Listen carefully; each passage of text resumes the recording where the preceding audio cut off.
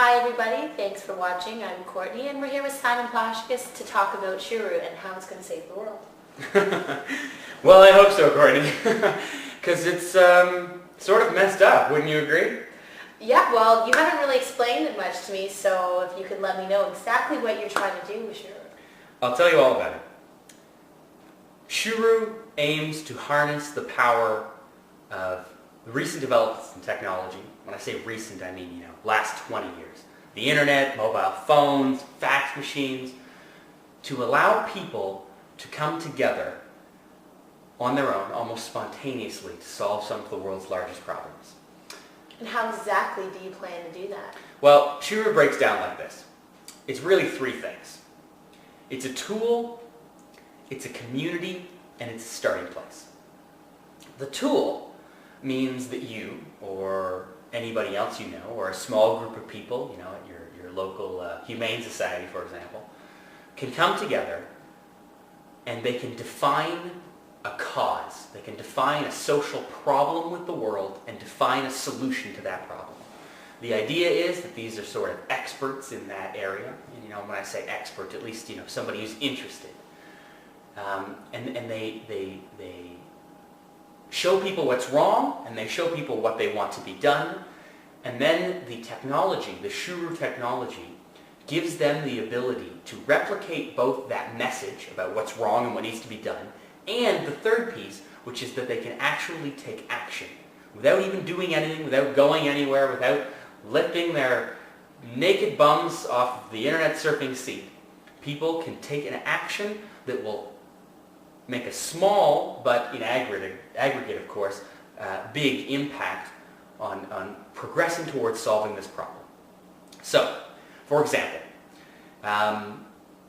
you are somebody who decides that you want a local pool in your hometown.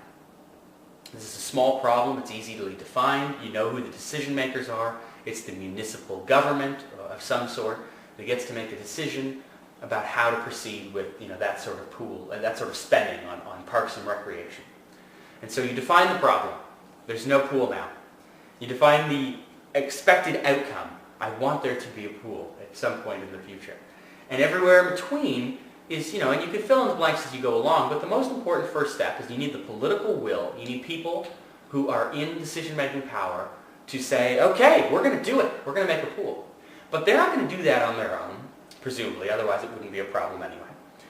They're not going to do that on their own. So you are going to get you and a few of your friends, because the reality is not all of your friends are so interested as to actually even type a few things on the internet, but a few of your friends. You and a few of your friends are going to get together, and you're going to send a message to 50 or 100 people, let's say in a good scenario.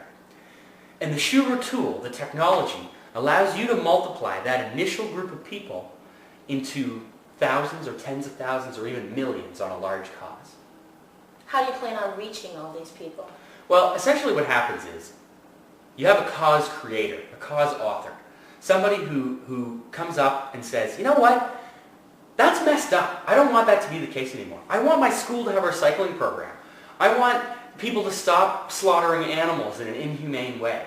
I want global warming to stop. I want the AIDS in Africa to end. You need somebody who wants to change something about the world, and then we can give them the power to do it. But how do we get from 1 to 1 million? Is that what you mean?